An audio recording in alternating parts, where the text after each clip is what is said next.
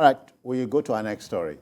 You know, there's an uneasy calm in the main opposition camp, that's the People's Democratic Party. Governor Nyesom Wike of Rivers State, who has become a political gadfly, is stirring the hornet's nest as we speak. He was said to have filed a suit at the Federal High Court challenging the outcome of the PDP primary. From the original story, he wants the court to declare him the party's presidential flag bearer. But he has denied that story, that there was no such story emanating from him. Tony, are you surprised? Yeah, he said he has denied. The days ahead will tell. Yeah, the days ahead will tell. I want to believe him because he said so at the commissioning of a project today by the Speaker of National Assembly, Honorable Femi Gbajabiamila. He said it at the venue, so I was not privy to that. But hold on. I hear we can listen to Wike. Good. Okay. All right.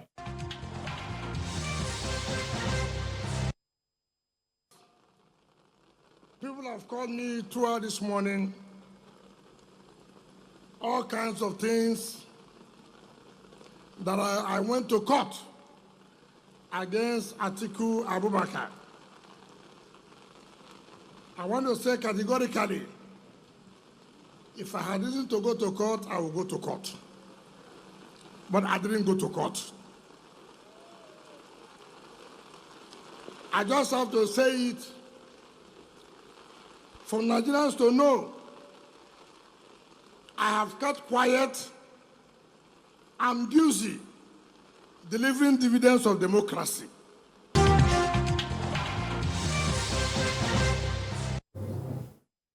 Yeah, Tony, but it begs the question, where did this story come from? I don't know.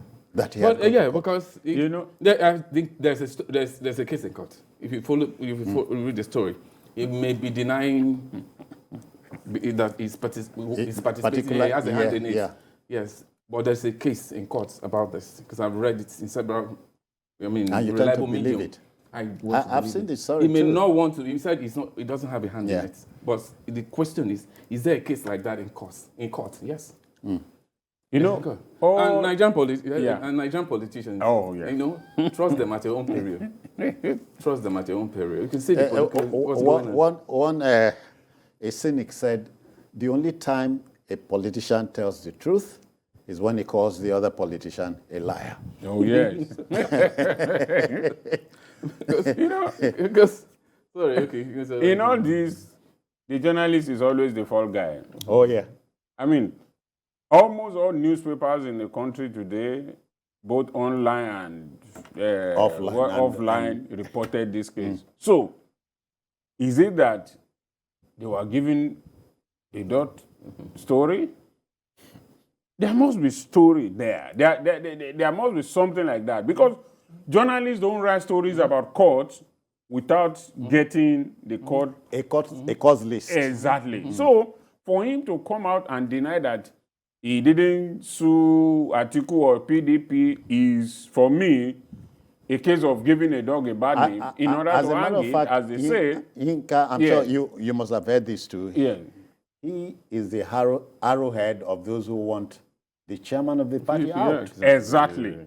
And, you know, from the story that I read, the case, I don't know, he is saying that the party should remove the vote that should have gone to Tambuwa, and he will have, if that had not been there, he will have been the winner. But the question is, was it that when the voting was going on, some people had voted for Tambuwa, and then they counted that for Atiku? Or those who wanted to vote for Tambuwa, they signified that, okay, it is Tambuwa I'm going to vote for. But now that he has said I should vote for Atiku, they voted for Atiku. So how do you want to sort that out to be sure that you are the one that won? And also, Tony, our man said the chairman of the party told a listening audience, if the presidential flag bearer of the From the party north. came from the north, he was going to resign. He said so. So, He said so. He So- said so. The issue for me here is this. Wike of late has become, for me, my personal opinion, has been loquacious. And I think he needs to tone down a bit. Yes, always been. But then, I want to give it to him.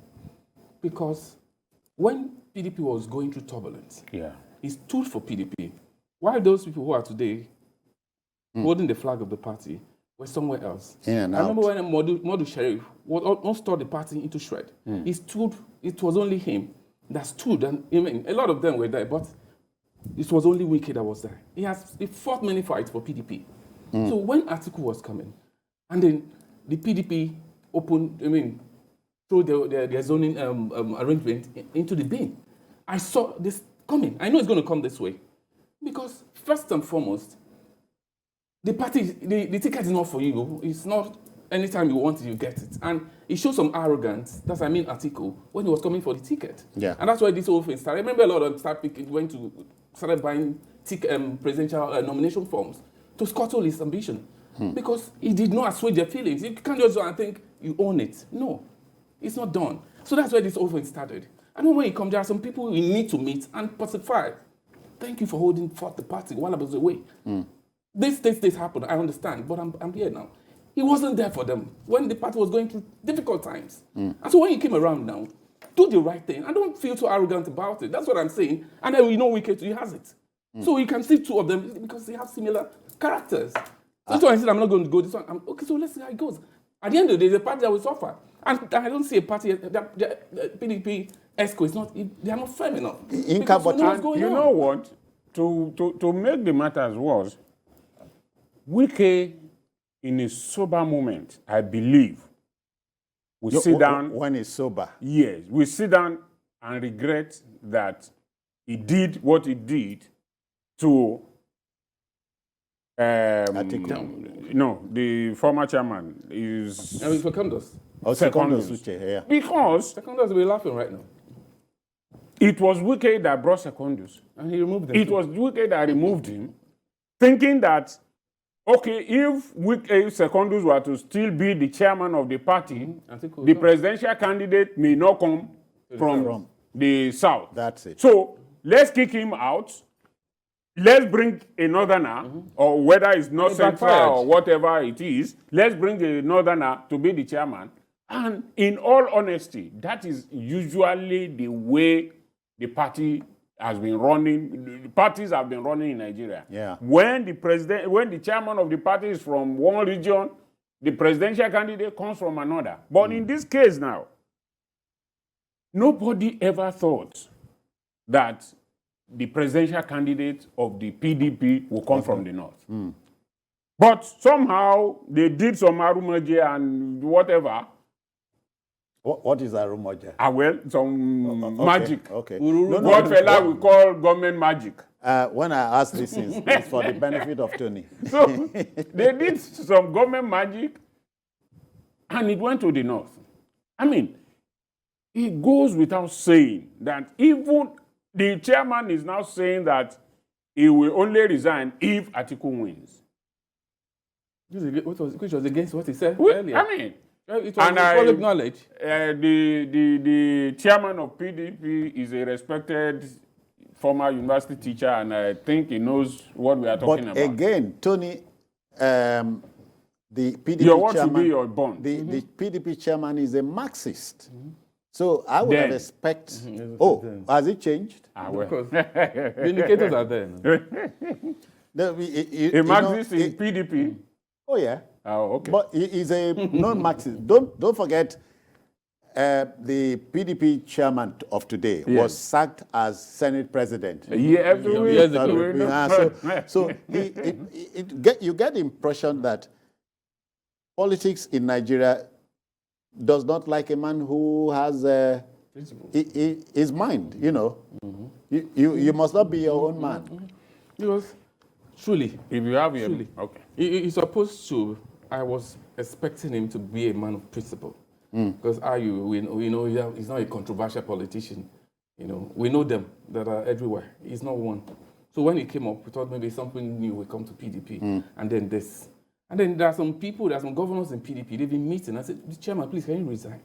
Even I heard one of them in Lagos, one of the past deputy chairman, was saying, I mean, there's something, it's either they want the party to die.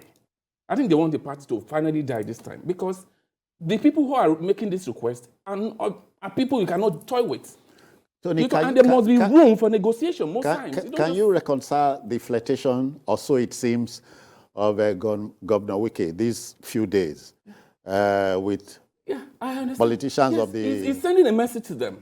And if PDP is a serious party, at this point, that message is sending to them, they should be able to decode it and know where it's going to. It's a make or man message.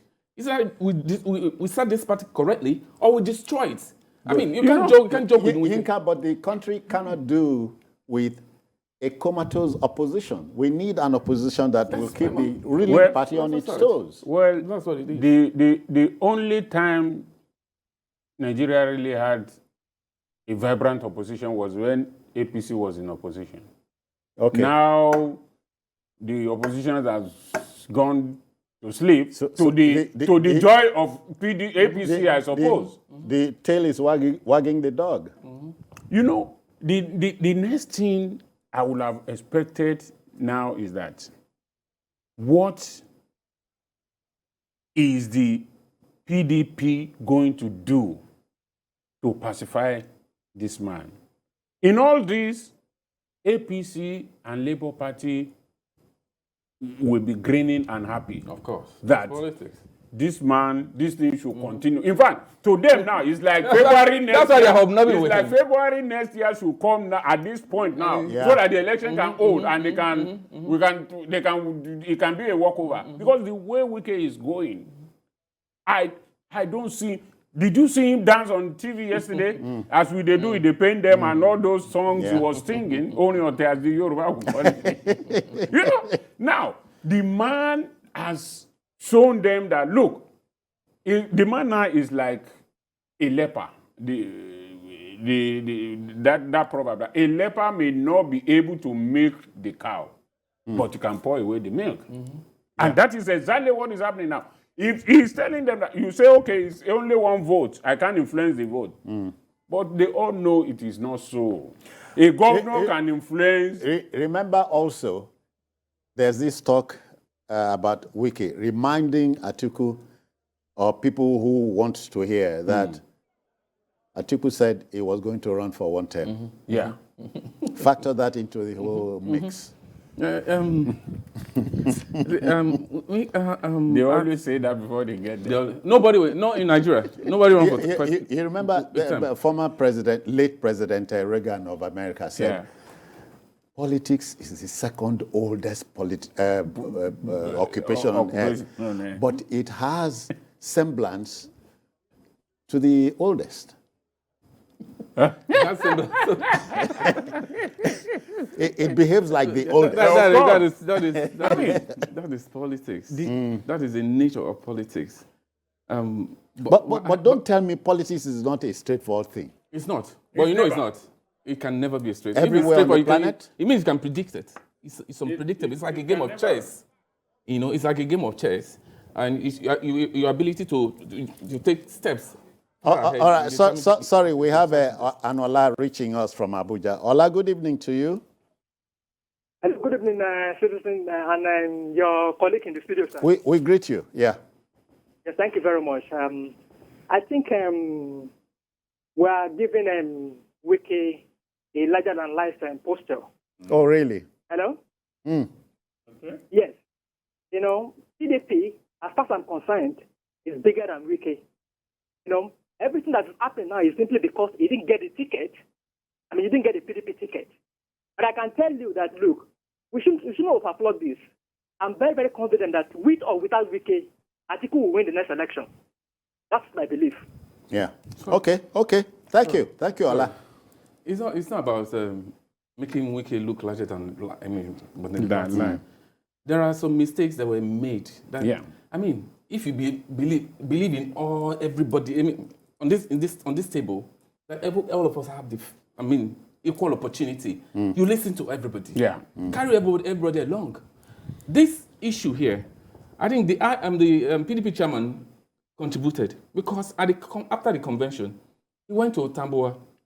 The hero. And he called him the hero of the convention. But he made him the star boy. He was not supposed to appear. I mean, he's supposed to be neutral. Yeah. There are some things that I want to see him in front of this. It might be that statement that angered. I mean, knowing Tamboa. Yinka, Tony has forgotten that the late Napoleon Bonaparte said, when your enemy is making a mistake, don't interrupt him.